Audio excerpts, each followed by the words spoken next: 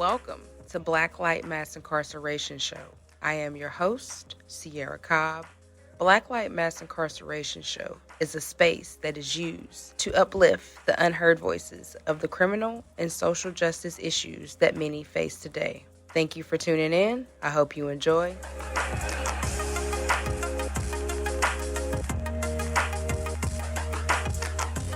Hey, Black Light family. It's been a while since you have seen my face. Things have been a little rough lately. I've kind of had to rebrand the Black Light Mass Incarceration Show. As you see, there's no longer a sponsor for us. We're doing everything on our own and just trying to get through the first of the year. Things have been a little crazy. Life has been lifing, but I'm back. I do want to warn you that we might cut down the amount of time or the number of episodes we release. We were releasing episodes every Thursday. And so it might be every other Thursday we release an episode. But hang in there with us. We will get back to releasing episodes every week. But I wanted to jump on so y'all could see my face. And I wanted to talk about, kind of do a follow-up episode on the 2 episodes I released week before last, and I think a couple of weeks before that. We had talked to 2 individuals who were currently incarcerated for spousal abuse. And so I wanted to kind of do a follow-up on what it is, what DV is, and how we can curb DV. Because every day I turn on the news, I'm constantly seeing that the DV rate is going sky high, and too many people are starting to lose their lives over DV. And so I am, if you don't know, I am a DV survivor.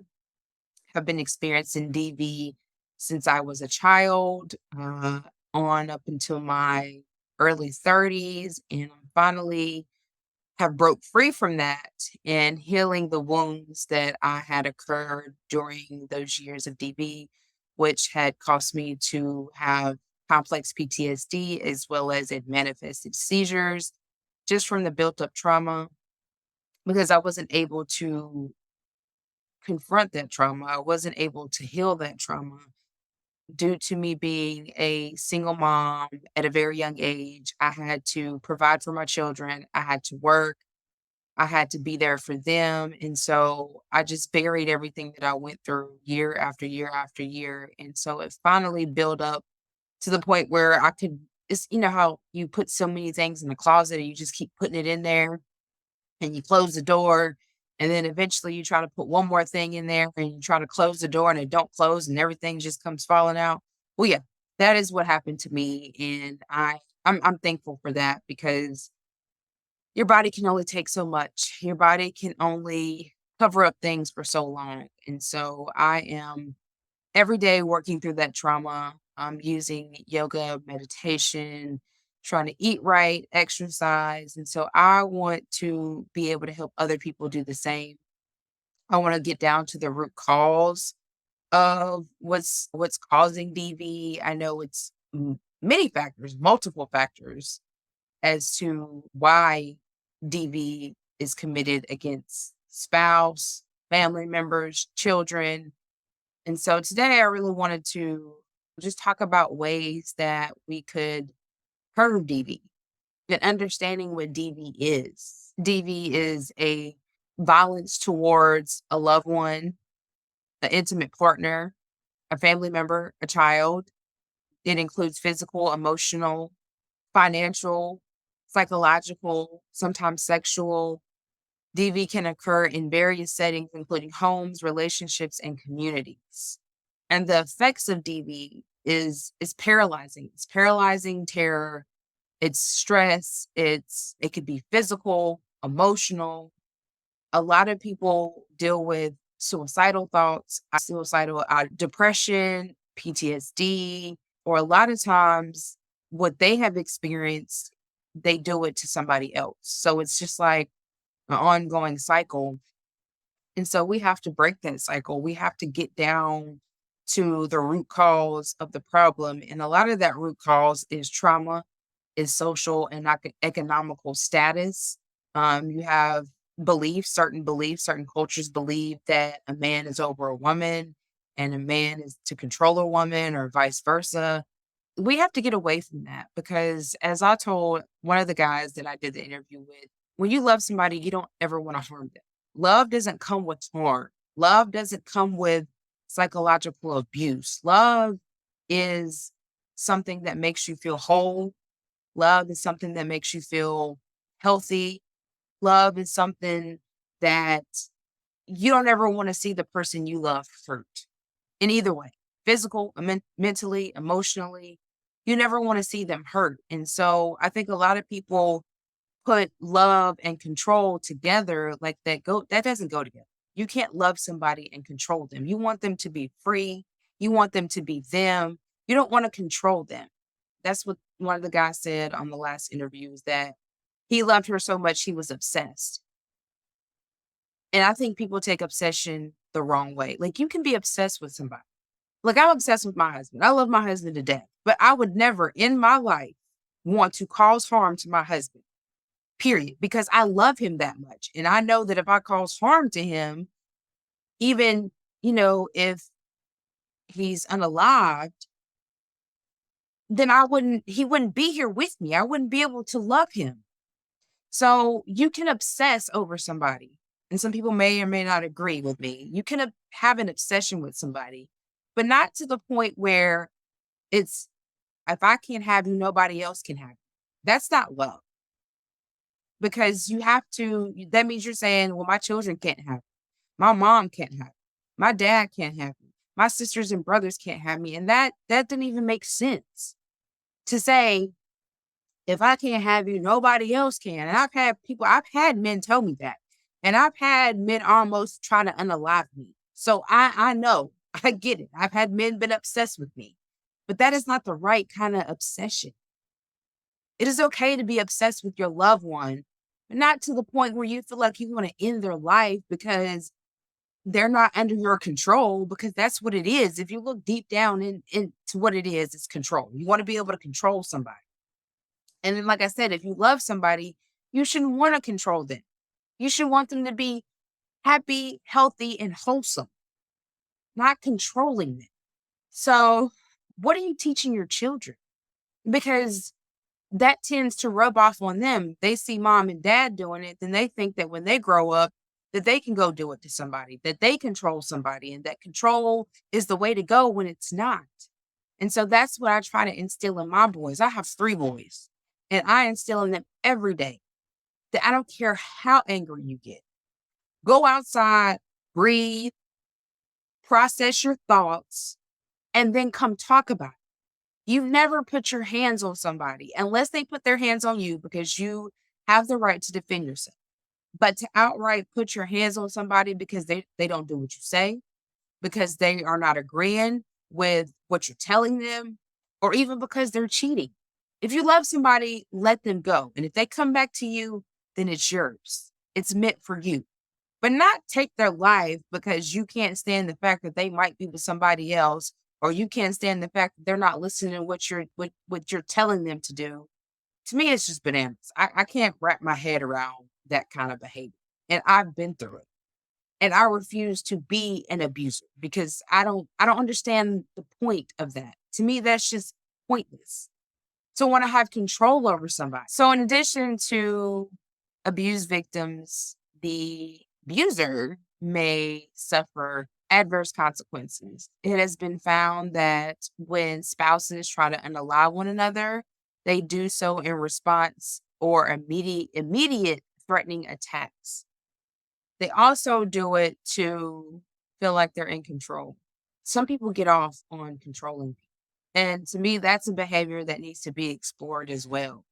I can't wrap my head around anybody wanting to control somebody to that extent. I can't. And it's also dangerous for family members, others who try to intervene. I don't know if you heard that in the interview a few weeks ago. The guy said that when him and his girl would argue, his family would try to intervene when he would get physical with her, and then he would jump on them. And so a lot of times that leads for them not to intervene. And when they don't intervene and you are abused, you feel like you're helpless. But then you also have that side of your heart to be like, oh, well, I love him and they can change. And I love the way they are when they're not upset with me. And so they don't leave. And then they also feel like they don't have support because when that person who is causing harm, and they're causing harm not only to their spouse, they're also causing harm to the family member who's trying to intervene and protect the person that they are trying to cause harm to. It just makes you feel like I'm not going to get in that situation. And the person that is being harmed feels like I don't have any support. So they continue to stay, and then it continues that ongoing cycle. And that's something that we have to break because if somebody's intervening, you should let them intervene. You shouldn't jump on them because they're intervening in a situation that you definitely should not be doing. You definitely should never be putting your hands on somebody unless you are self-defending yourself, not just to be putting hands on somebody because you want to control them. And so when that person intervenes, that is the time for you to calm down, go outside, remove yourself away from the situation and let your brain begin to process what you're really doing. Because once you process what is going on, then you're able to assess things better in a different light. You're not in that angry type of mood. You are in a my brain is processing this, then you're able to understand what you're doing is not right. And then you're able to make different decisions instead of making decisions in an angry, closed minded type of fashion.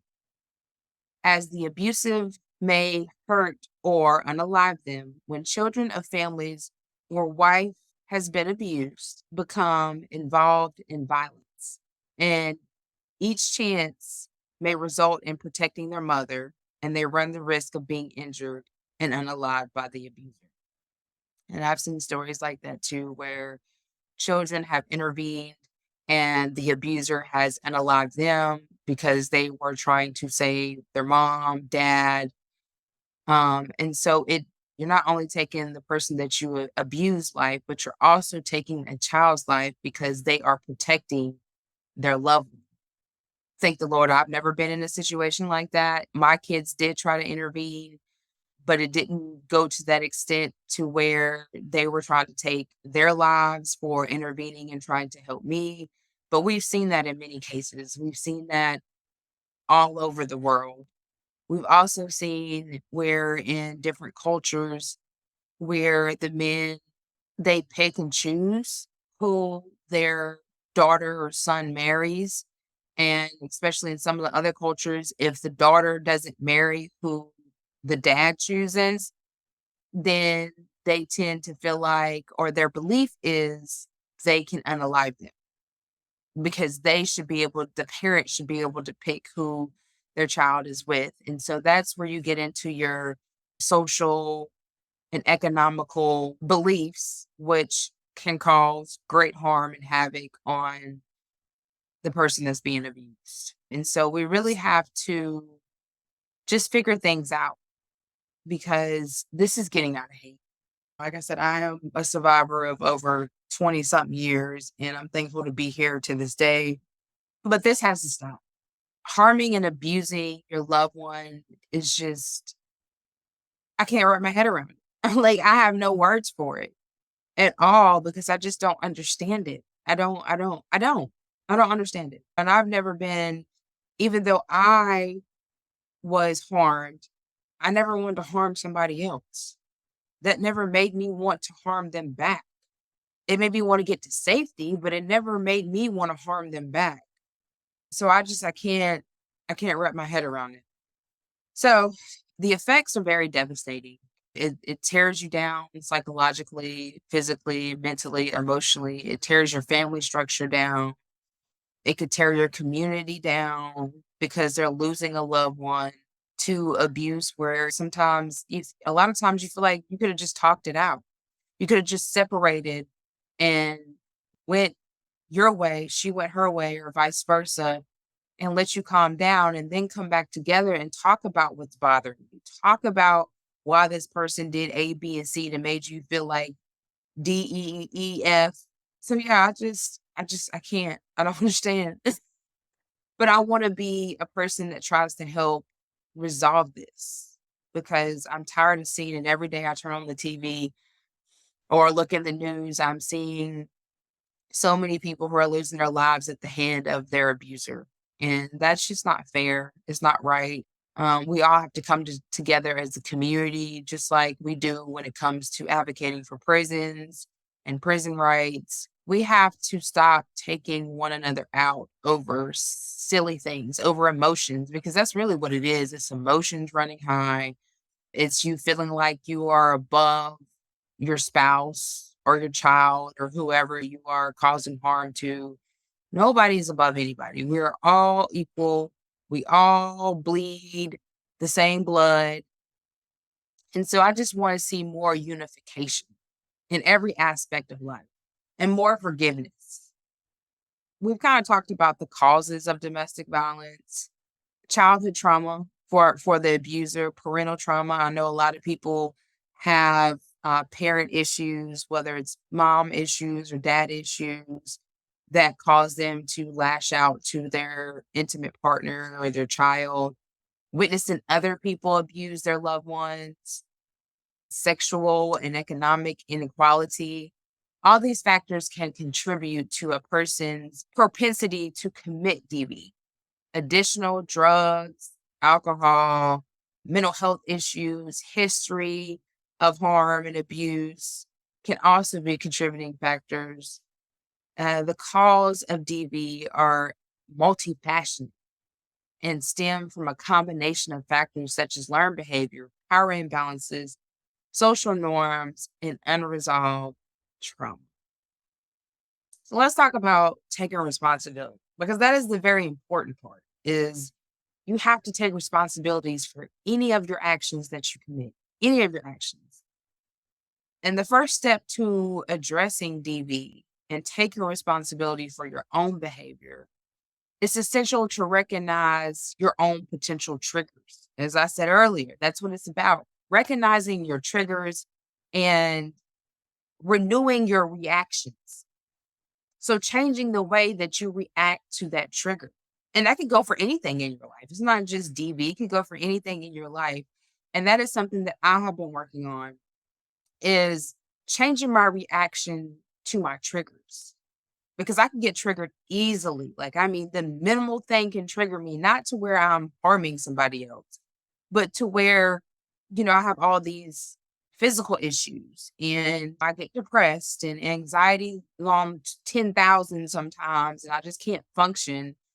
That's what it does to me. And so if I change my reaction and think more positive thoughts, slow down, breathe, go for a walk, meditate on something that's beautiful that can take my mind and attention away from the negativity that my brain is trying to process. Processing more positive thoughts lead to more positive actions. And that is what we must work on. That is step number one. Restorative justice works in all areas of life. It's not just in the prison system. Restorative justice works in all areas of life. And that should be definitely something that should be done before it gets to the point where the person is not here. Practice restoring your health, restoring your mental well-being, restoring your emotions to where you have not bad emotions, but where you're able to control those emotions where it could lead to something horrible. That's just a few things that I could think of. Taking steps to prevent potential instances of DV, which includes setting healthy boundaries. You have to set boundaries. You have to seek help. You have to have that support system and you have to support them as well. Or not just say, oh, well, you need to leave them. And because that's more easier said than done. A lot of people, it's not easy for them to leave their abusers because of their mindset and the mindset that the person who has caused harm to them has put them in. You have to help them reprocess that in a way to where they understand that this is not healthy. And even if you have to set in action plans, I think there needs to be more More places where couples who are already experiencing issues are able to go to work on their issues. And I think that it should be free and readily available to anybody, because that's what's important, is fixing and healing those triggers and understanding how to react to those triggers in a non-violent manner. And I think that that should be everywhere. I think that is a huge way to curb DV in a major way. Education and awareness. Education is critical to discouraging DV.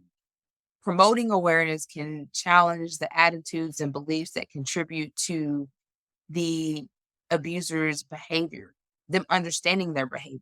So if we educate them how to understand their abusive behavior, then they're able to see that the way that they are reacting and acting is not how they should be if they truly love someone.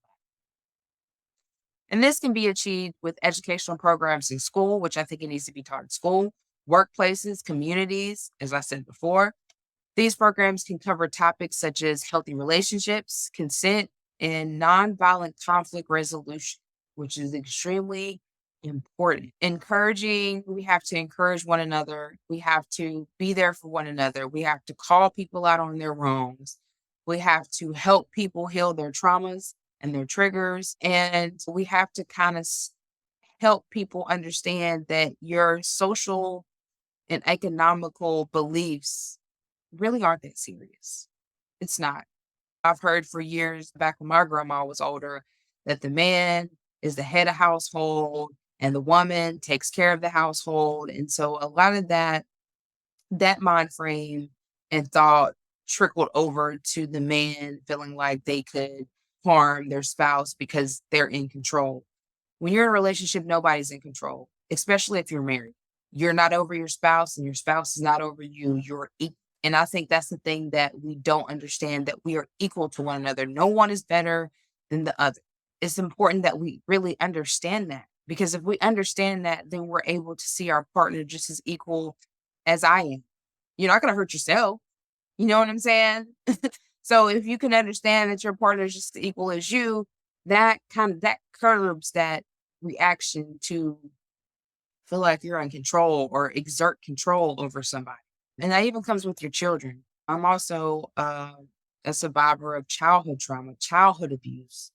And that resulted in the person that was doing it to me, they had issues. They experienced the same kind of trauma. And so it was just a cycle that went on and on and on. And I forgave the person that caused that childhood trauma. I forgave the people that caused the adult trauma that I experienced through DV. And that is what has helped me heal. It has helped me move forward. It has helped me see things in a totally different perspective. And the only thing I'm doing now is healing those scars that that have occurred over these 30 some years of my life. And I encourage everybody to do the same. I work for Care Bearers. That is my nonprofit.